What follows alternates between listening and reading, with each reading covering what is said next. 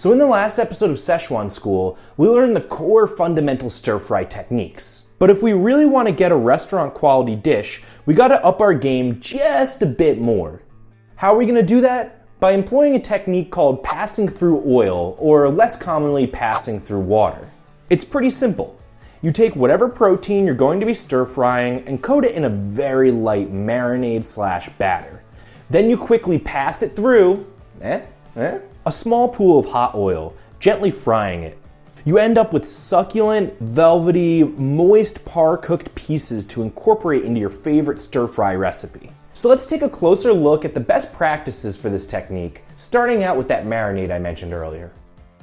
After cutting the protein into thin, stir-fryable shapes, your first step is to marinate it.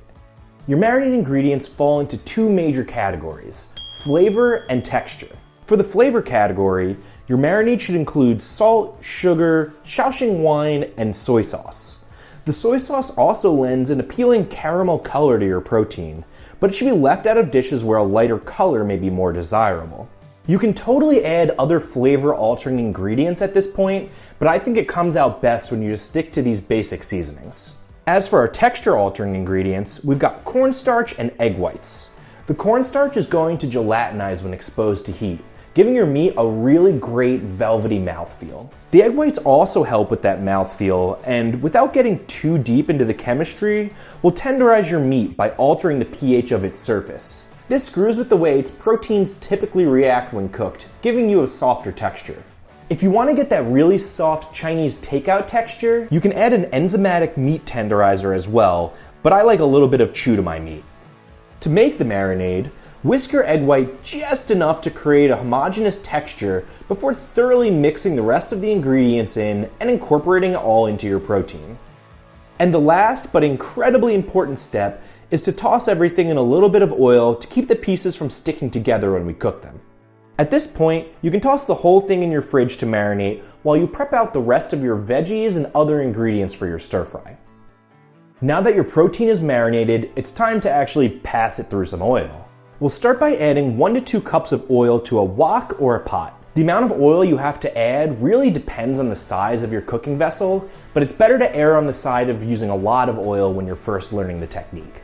I'm a really big fan of peanut oil for this step and for stir frying in general. It's got a neutral taste, a high smoke point, and it's great for deep frying because it's a more saturated fat than other common vegetable oils. Next, we'll bring the oil up to about 300 degrees Fahrenheit and toss our protein in, keeping it moving so the pieces don't stick to each other or your cooking vessel. Then remove these par-cooked pieces and set aside to incorporate into your stir fry. These will be added last when you're actually stir frying, just before saucing so they don't overcook. You can and should reserve your leftover oil to be reused in the future by straining it through some paper towels when it cools. And just like that, you've drastically improved a lot of your stir fries. After my last technique-driven video was published, I had a few people message me on Instagram saying they were disappointed that there weren't any recipes included that use that technique. So I'm going to link a few of my recipes and videos below that use this. And that's a wrap. Later, nerds. Crash Course Kitchen. Crash Course Kitchen.